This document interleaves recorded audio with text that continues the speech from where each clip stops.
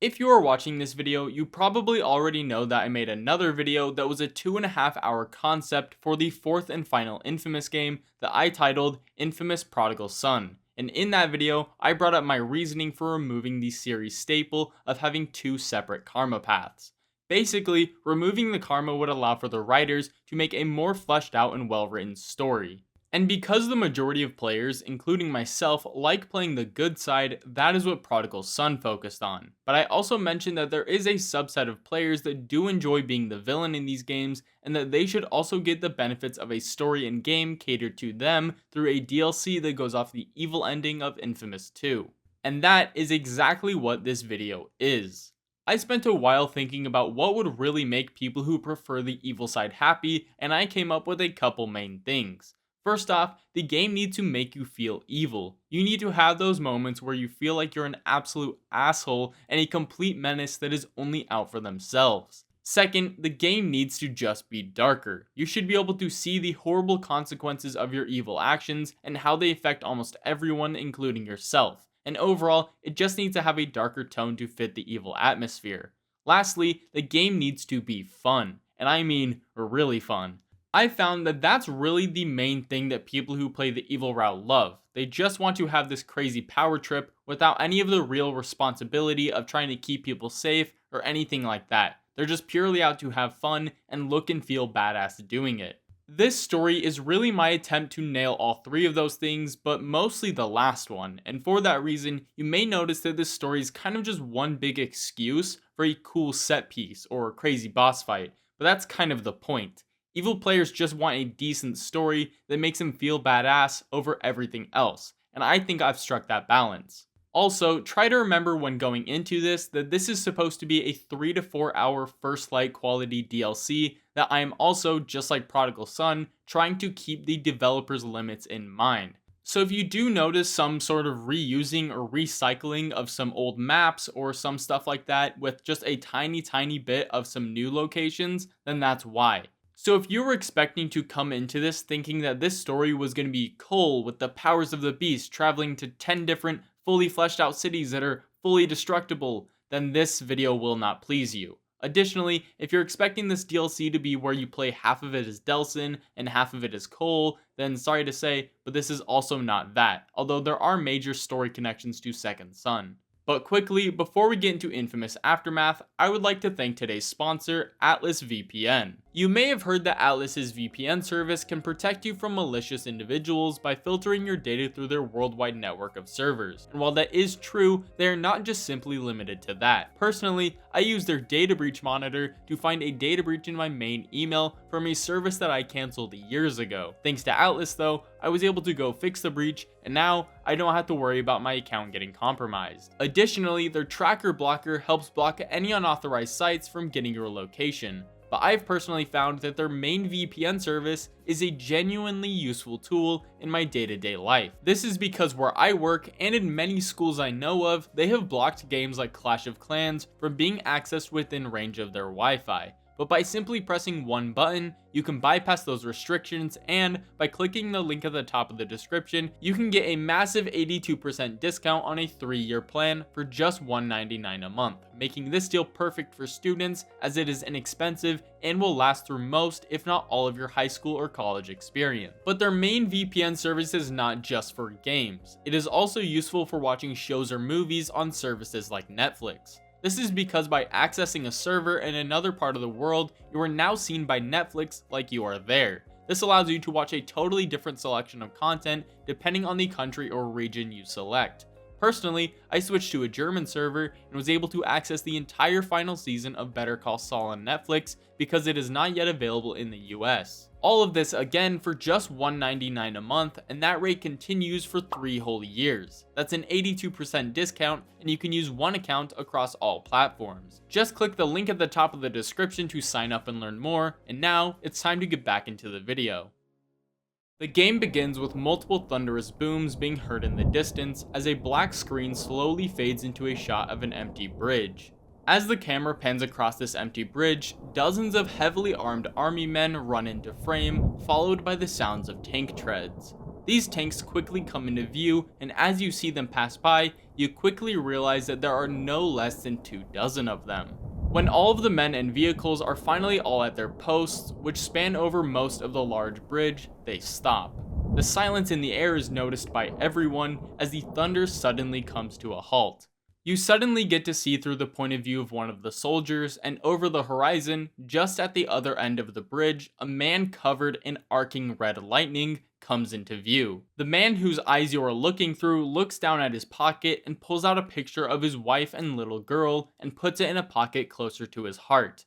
The camera then shifts to a shot of a man who picks up his radio and waits for a second before saying the words that they have all been waiting for.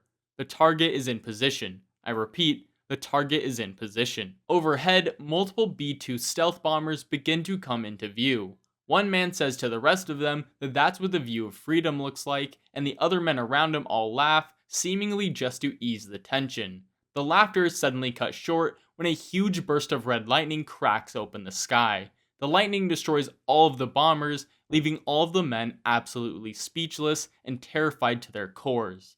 Suddenly, the camera shifts over to Cole, who's walking alongside Quo and a few other random conduits. Quo asks if she can help with these guys, but Cole turns back to her, smiles, and smugly says that he won't need any. You now get to play as Cole, and your first action is to hold down on the D-pad and cause a crazy lightning storm all around you. This causes the military to immediately begin to open fire, and the giant action set piece begins. This is where you get to experiment with a multitude of Cole's lightning and beast powers. And for his lightning powers, it would basically be as simple as having all of his original powers cranked up to 11, along with some of the extra ones that are found in Prodigal Son, just to kind of reuse them. For the beast side, he would have a special traversable power where he gets to dematerialize and appear somewhere else. Very similar to the Smoke Dash in Second Son, but a bit better. I would also imagine that he would have some sort of ability that would allow him to utilize the gravity manipulation that the Beast had. So basically it would just be a far better and more universal version of his magnetic power in Infamous 2, but again, far better. Lastly, of course he would have some sort of huge special ability that uses the powers of the Beast and would do a ton of damage all around him. Just this crazy area of effect damage. It would basically just destroy everything. These would all just be his base abilities at the beginning of the game, so you feel really powerful right off the bat, because again, that's what evil players love. But in an attempt to not make Cole too OP for gameplay reasons and story reasons, most of his future abilities would basically just be slight upgrades or side grades that give you a wider array of abilities and just more options. After this entire set piece is over, when it seems like all of the men on the bridge are killed, you notice that one of them is still left alive, and you see Cole walk up to him. This is the same person whose perspective you saw through earlier, but you can clearly see that he is now pinned under a giant piece of metal. Cole walks up to him and tells him not to worry because he isn't going to kill him. He's going to give him a second chance. Cole's eyes suddenly begin to flare up and turn into flames, just like the Beast in Infamous 2, but you don't get to see exactly what happens next because the final shot is of the picture of the man's family that is slowly beginning to burn as Cole fulfills his duty to the world. This symbolizes the death of the man's old life and the beginning of his new one.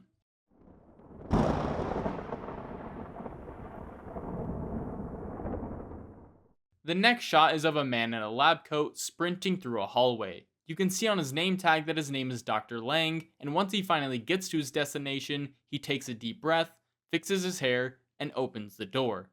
The room he walks into is a normal-sized office, no more than 10 by 10 feet. The leather chair is turned around, but someone is sitting in it. Dr. Lang, who is still out of breath, as calmly as he can says that they've had a breakthrough and they've done it. The person in the chair begins to turn around to reveal it's Brooke Augustine. Just for some context, in this timeline, she still does have her powers, because remember, she got them from the Beast back in the beginning of Infamous 2 when she was stationed in Empire City. But instead of creating the DUP, it appears she has become some sort of commanding figure in what's left of the military. Additionally, instead of seeing her fellow conduits being oppressed, she saw humans being slaughtered by the millions, which led her to fight against the Beast and in turn against her own kind. After hearing Dr. Lang's news, Augustine tells him that they should waste no time and begin to walk down the hallway to an elevator. But as soon as you see Augustine stand up from her chair, it begins to slowly spin to reveal that they are in the city of Seattle, which is mainly where this game takes place. Once in the elevator, Lang presses a button and they are both taken to the lowest basement level of the building. Once they arrive, they keep walking past a bunch of scientists to a separate room.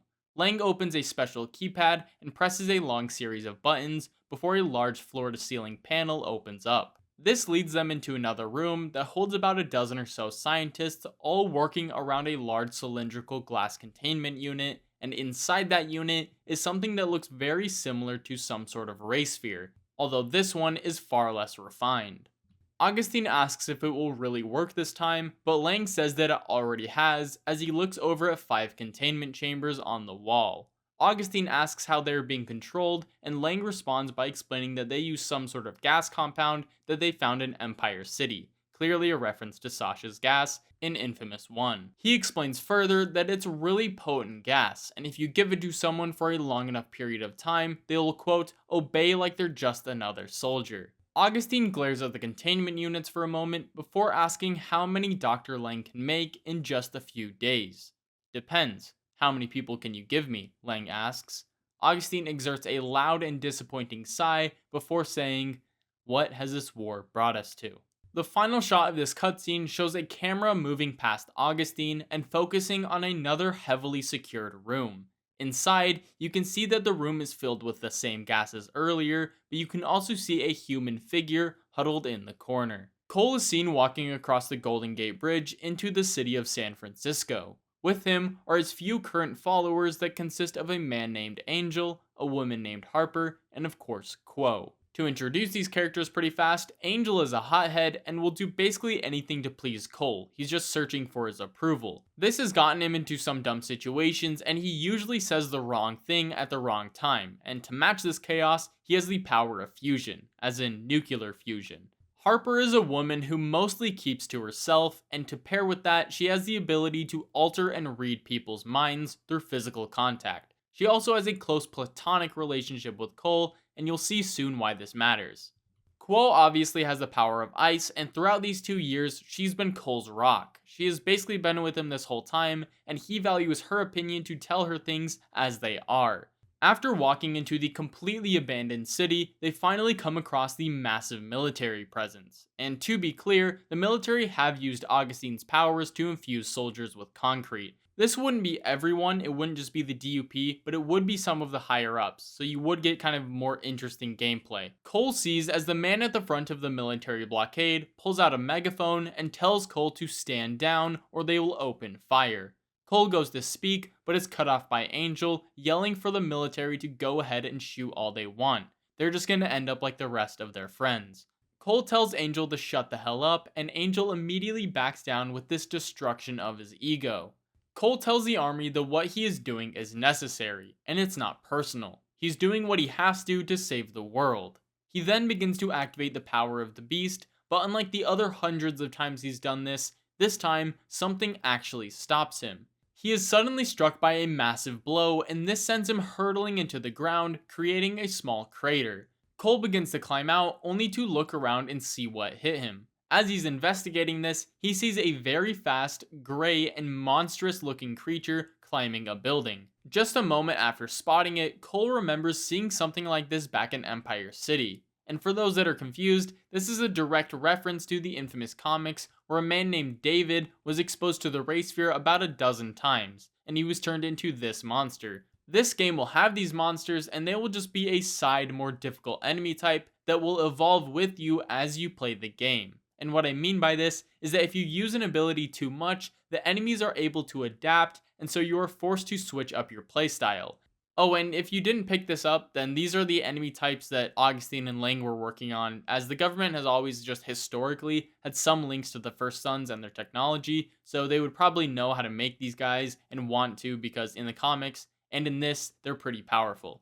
The military see that Cole's distracted by the monster and begin to open fire, and this is where the player takes control, and yet another action set piece begins with you rampaging through this small section of San Francisco.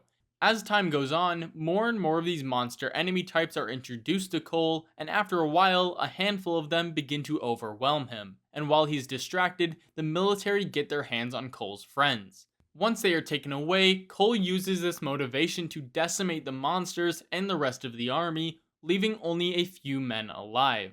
One of these men is well enough that he can talk, and Cole asks him what the hell those things were. The man simply tells Cole that the military are trying to fight fire with fire.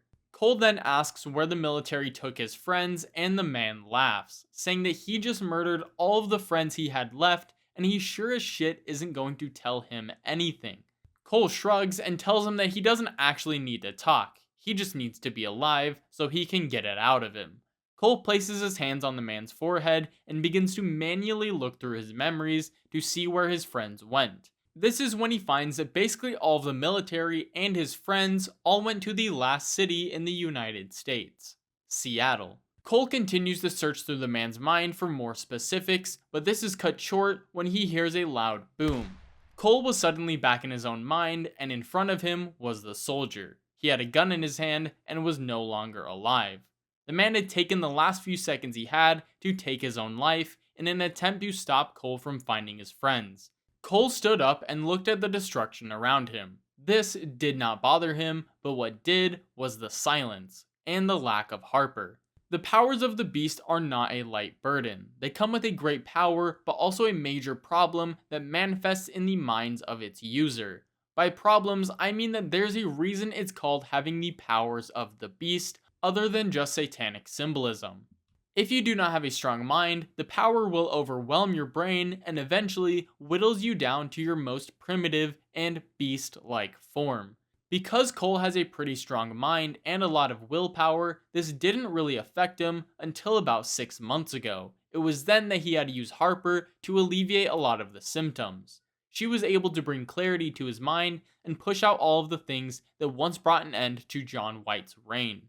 But now, sitting in silence with Harper nowhere near, there was nothing stopping the beast from taking over Cole. You will be able to see this occasionally in gameplay, as sometimes your screen will go all wobbly and it'll kind of feel like you're drunk, similar to the Sasha thing in Infamous 1 when you used to get tar in yourself. But instead of diminishing your powers, this will strengthen it. For now, Cole needs to stay focused and go to Seattle to find his friends, or he may be lost to the beast forever.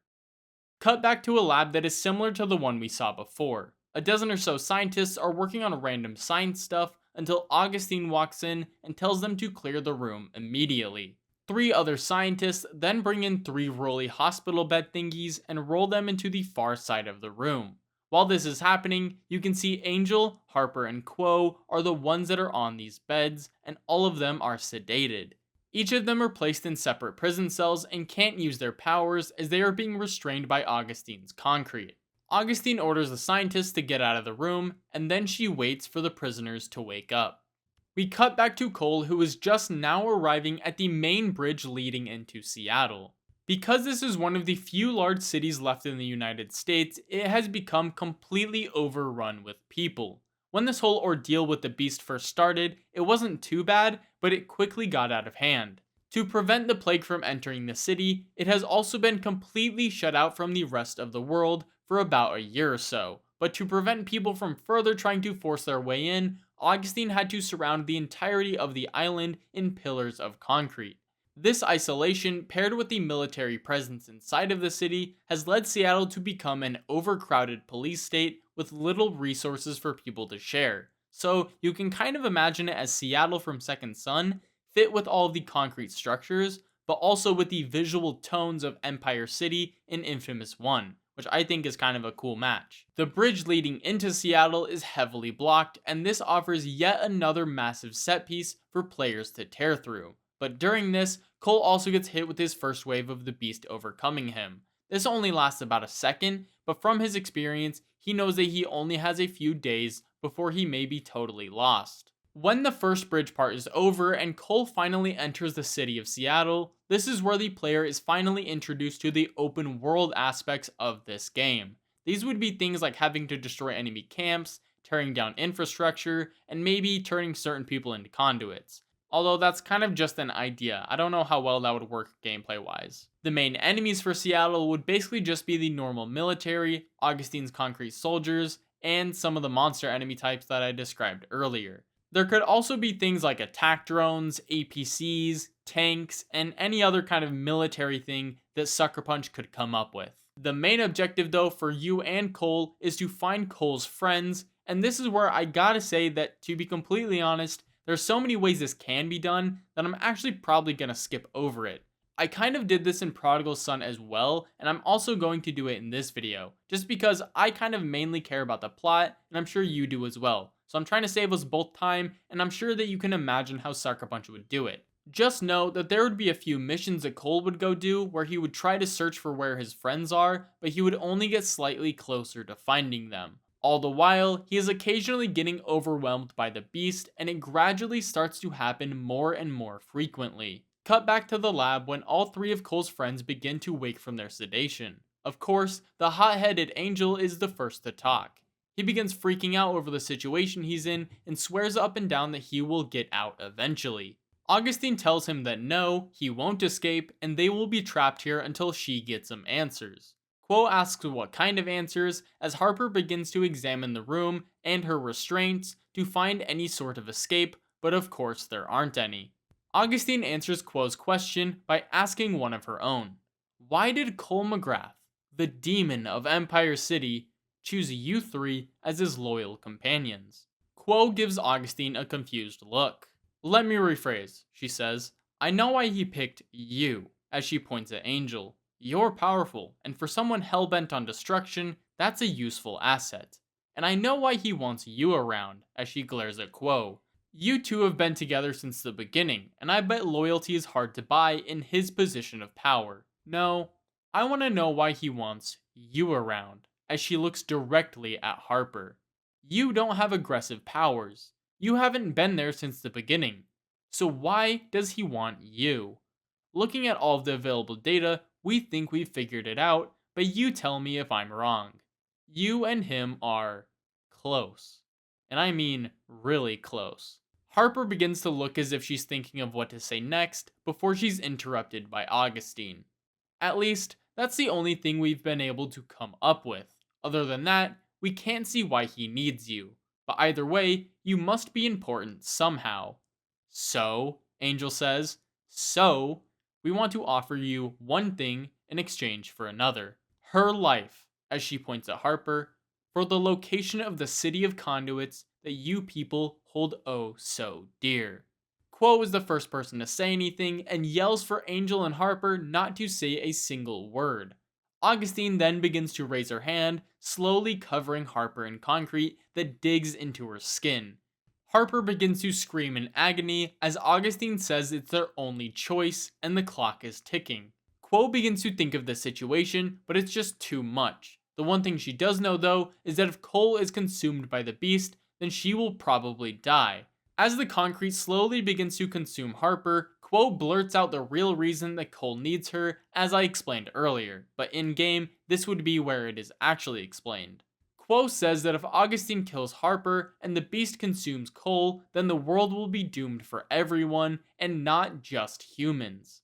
As a side note, this idea that I had about the beast consuming Cole would also be a cool canonic reason to explain what happened in Kessler's timeline. Basically, John White just became the beast and became this like crazy monster who destroyed everything in its path and left an apocalyptic world that not even conduits could inhabit. So this would be the fate of this world if Cole can't keep his power in check. After being given this explanation by Quo, Augustine immediately points out their hypocrisy. They go around killing millions of humans, but the moment that their world will end, they want sympathy. Angel says that their way is the only way to save anyone. The plague is wiping out hundreds of thousands of people every single day, but Cole is saving them. Harper agrees by saying that it is cruel, but there was no other way, or Cole would have surely done it. This is when Quo begins to tear up from guilt, and during her crying fit, she reveals that Cole could have used the device called the RFI to save humanity and end the plague. Angel and Harper are immediately both taken back by this revelation. They had accepted this current reality because they thought that there was no other way and Cole was a necessary evil in the world. But now, they just know he's evil. The next few minutes are filled with dread as Angel thinks of his dead family and slumps to the ground. Quo begins to think of her choices and how she wished she would have told Cole to use the RFI. Harper thinks of all the horrible thoughts that sometimes randomly pop up in Cole's head, and now she realizes that those were not from the beast. Those were just Cole. This is where you would switch back to being Cole and continue his journey throughout Seattle. The next few missions would be Cole getting closer and closer to finding his friends as he slowly climbs the ranks and hunts down more and more important government agents. All the while, his condition is slowly getting worse and worse until he finally gets the location of Augustine's lab. When Cole learns this, one mission ends and he immediately goes to Augustine's office building to start another mission called Karma. Upon starting this, you get a cutscene that again jumps back to Augustine's perspective in the lab. Angel, Harper, and Quo have all realized that they were never the heroes. They have just been using an end to justify the means. Augustine is seen standing in front of the 3 cells when a man walks in and delivers some bad news. Augustine immediately tells them to fortify the building and use anything they have at their disposal. Quo looks up, and by the looks of it, you can tell that she's been crying this whole time. She asks what's happening, and Augustine tells them the truth, that Cole is on his way here. Harper looks terrified, and Angel asks what she's gonna do with them. Augustine tells them that that's not up to her. Angel and Harper have sided with Cole this whole time because they thought it was the only way, but now they have a choice to make it right. She then tells Quo to use that guilt that she feels for not using the RFI and finally decide to fight against Cole. Quo stands up from sitting on the floor, walks up to the cell window, and tells Augustine that they're done making the easy decisions. They'll help in any way they can. The camera jumps back to Cole, who has already rampaged through the building, and the first thing you see is that he has just bio-leached Dr. Lang. Cole moves further into the building, enters the elevator, and presses the button that takes him to the lowest level. When the elevator doors open, he sees a completely empty hallway that leads him directly to the lab where all of his friends are being held. Upon Cole entering the room, you may half expect him to catch Augustine talking to his friends, but she is nowhere in sight. Cole immediately goes up to the cell doors and blasts them open. Angel, Harper, and Quo all exit their rooms and stare at Cole, who looks worse than ever. Cole, trying not to waste time but also being somewhat selfish, immediately tells Harper to rid his mind of the beast immediately. She glances over at Quo and Angel before putting her hand on Cole. Cole begins to close his eyes, and at first he feels the relief as the overwhelming power of the beast begins to subside. This all suddenly changes when he opens his eyes and the world around him is not as he remembers it. This is due to Harper, who has altered his mind, allowing all of them to leave and get far away from Cole in the real world. This sequence quickly becomes a mind-bending one, similar to the Sasha parts in Infamous 1, which I guess seems to be a common thread in this video for some reason. This abstract reality would help the narrative dive a bit deeper into Cole's darker thoughts, and eventually you see them overwhelm him as he wakes up. This sequence only lasted for a few minutes, but it turns out in the real world, he was out for a few hours. The first thing you'll notice is the destruction all around the lab, which obviously means that he had some sort of physical effect, but he was still asleep. The obvious betrayal of his friends leaves Cole beyond angry, and he storms out of the lab with one thing on his mind: revenge.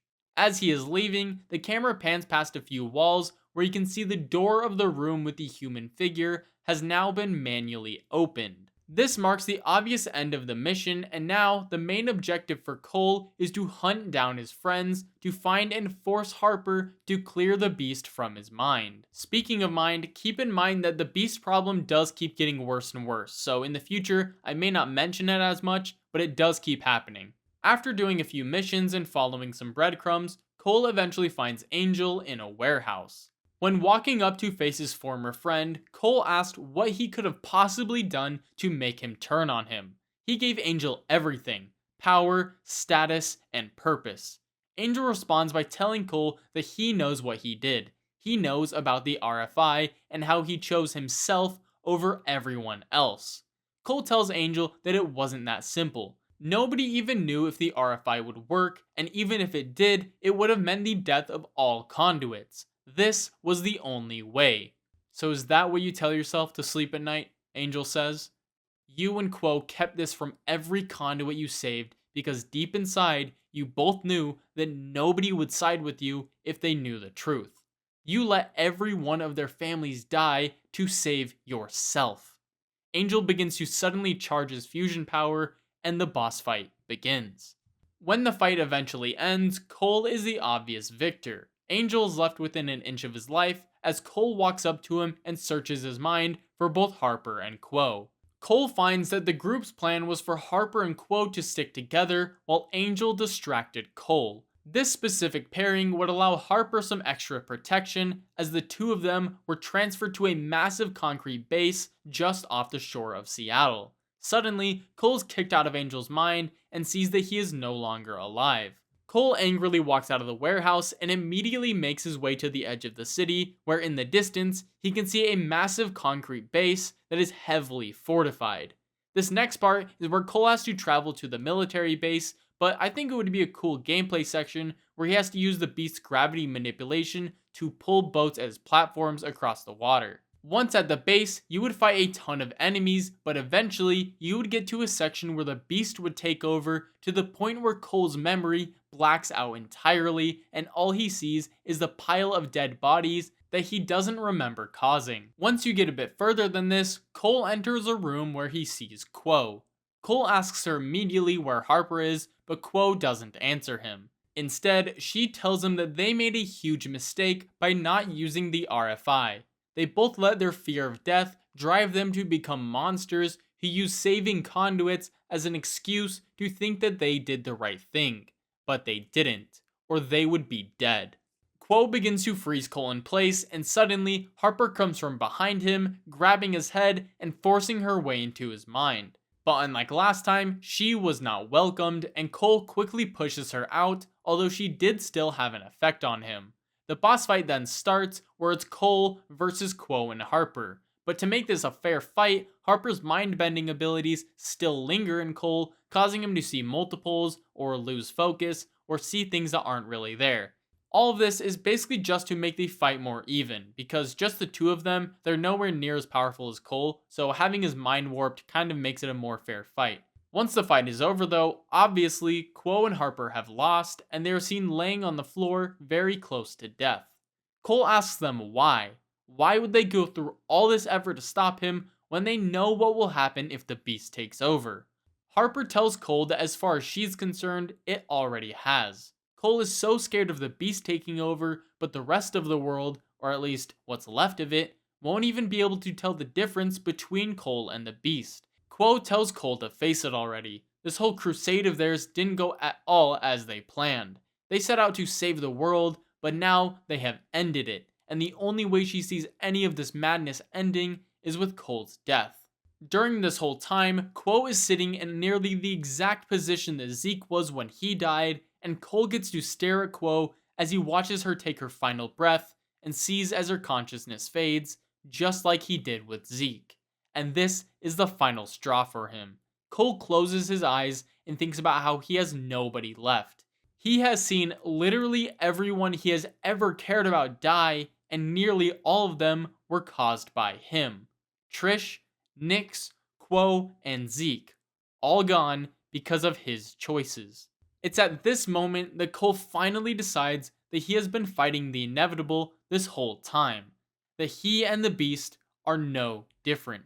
Fate had been guiding him this whole time to fully embrace the beast that he was born to become, and he would no longer be resisting. Cole opens his eyes, and you can see the fire inside of them blaze a deep red. Cole McGrath had finally become the beast. The beast stares directly at Harper, who surprisingly is not terrified for her life. She simply accepts her death. After the beast kills her, the entire base suddenly becomes unstable, starting an escape sequence that has you escaping the concrete base. But in the middle of the escape sequence, you find that the cause of it was a giant concrete monster that appears for you to chase. After escaping the base is when an air sequence begins where you continue to chase the monster all the while floating in the air using either your gravity or your static thrusters or a combination of the two. But because you're the beast and you're super powerful now, you can just float with ease. You also get to destroy a bunch of helicopters and boats in this section before you get to the main city, which is where the monster is leading you. When you reach your final destination, you can clearly see that it looks like a boss fight arena, and that is where you finally defeat the monster quite easily. Directly after defeating the concrete monster, you see a cutscene begin where a helicopter lands on a concrete platform. The helicopter door suddenly begins to slide open, and you see Augustine step out alone, although the helicopter does stay put. She then uses her concrete to hover down to the beast and try to converse with it. She correctly assumes that it doesn't understand her, but she still says that just in case Cole can still hear her, she wants to show him something. She gestures towards the helicopter, and a man dressed in an orange jumpsuit climbs out of it. As the camera pans up to his face, you immediately recognize him as Delson Rowe. This is when a stylized cutscene begins that explains the following. Delson Rowe has a unique ability unlike the rest of the conduits. He has a conduit gene that was activated since birth, and all it took was for him to come into contact with another conduit to realize what his unique gift was. He has the ability to permanently copy other conduit abilities, and so far, they have not found a limit to this. They immediately knew that he was the key to defeating the beast and winning the war, so the military immediately locked him away to keep him safe. This was until Cole's friends were captured, and they eventually sided with Augustine, giving her the location to the city of conduits. After that, it was just a matter of a few handshakes, and now, Delson Rowe has nearly every single conduit power imaginable, and thanks to some special gas, he is now under her control. This is when the stylized cutscene ends, and Augustine takes one last look at the beast's flaming eyes before she orders Delson to kill him. This is when a crazy ass boss fight begins that has our two favorite ultra powerful and iconic conduits both fighting each other. Both of them are basically at their peak, and in my mind, this fight should definitely be the hardest in the whole series. But after taking a while to get Delson's health down to about a third, Delson should grab Cole's hand and gain the ability of the Beast and Lightning. I think that would be super sick, and it would pit them against each other, although Cole in the end does win.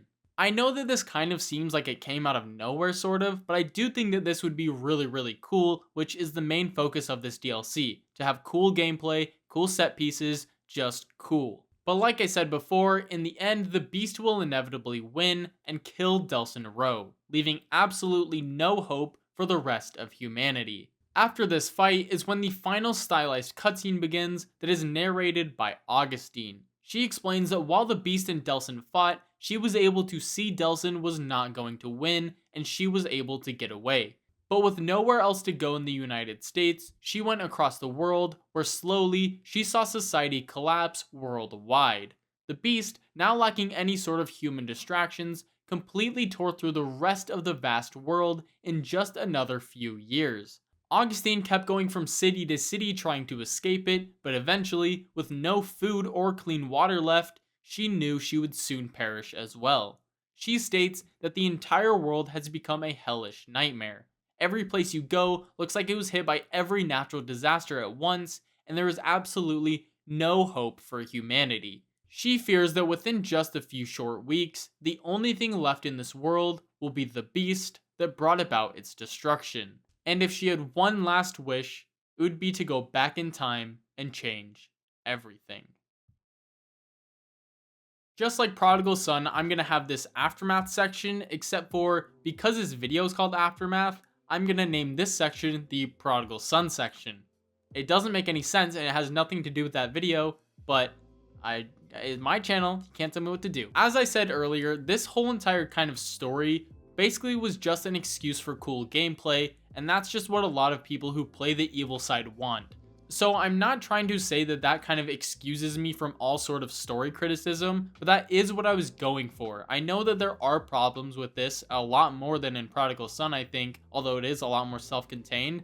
That's basically just what I was going for. I was just going for just a plot-to-plot story that has minor character development and like minor character moments, but really it's about cool things happening and getting to the next set piece. So kind of like the original Uncharted games. I kind of mentioned this in the beginning of the story, but I talked about the whole having half of it be Delson, half of it be Cole. A lot of people had that idea and put it in the Prodigal Son video, and I'm here to say that I did actually try that. I really tried to make that happen in this video, but I literally could not for the life of me. I really tried to make it happen, but I could not do it any way that made one of their experiences like better than the Delson experience was always better because he had a reason to be in Seattle and it was just a lot better. If I had both of them in the same city, it was like, why don't they just kill each other already? But they both have to be going in open world and you have to be switching between them, and it would be kind of contrived if one of them was out and then the next one was out.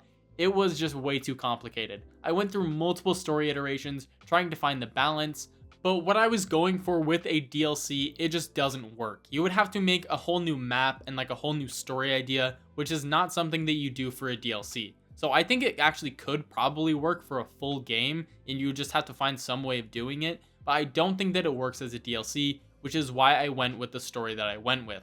I'm gonna guess that some people are also gonna be kind of confused why I had so many things with Cole reading minds. Some people might be like, what the hell? What? Because in Infamous 1, he can do that. Like, there's a lot of parts in the game that rely on him being able to see into people's minds and not like read them, but kind of like flip through them sort of.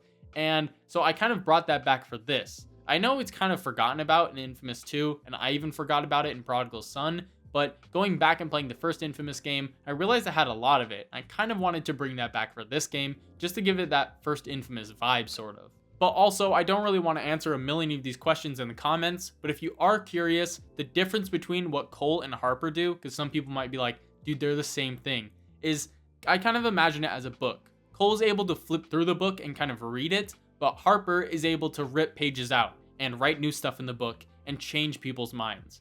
As I said in the beginning of the video, I tried to use all three of those reasons that I brought up, having you feel like the villain, the story had to be darker, and had to be fun. I tried to use all three of those, and personally, I think I struck a pretty good balance, although the story itself may be a little wonky. I think the tone of it and all that stuff, I think it struck a pretty good balance. A lot of people die, which is very tonally accurate. I feel like I threw a lot of moments in there that make you feel like the villain, like you never feel like, oh, I'm just a good guy, but I don't follow the rules. You feel like an actual menace to society. And the last thing is, like I said before, I tried to make this game really fun. Adding set pieces and cool powers you can have, this game would be really fun. And by the end of it, I imagine that the free roam would just be you going back to Seattle, doing whatever you want, and also, why not? I think that you should be able to play the Prodigal Son maps as well. So I think all three maps should be added to this, and that would be pretty cool and a good reason to buy it, because you could just free roam throughout the other maps. There would just be enemies, no like story things or side missions. They can maybe have some sort of like randomized side missions, but I think that personally, just having you roam around in those maps with these powers would be a cool bonus to people who buy the game.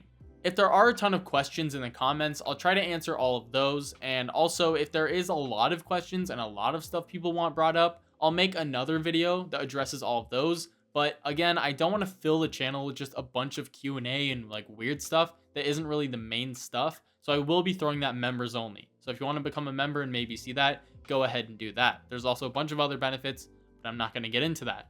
The last thing I'm going to say is that this is kind of just going to be my final Infamous video, like my mainline Infamous videos, because this whole entire summer has been Infamous for me.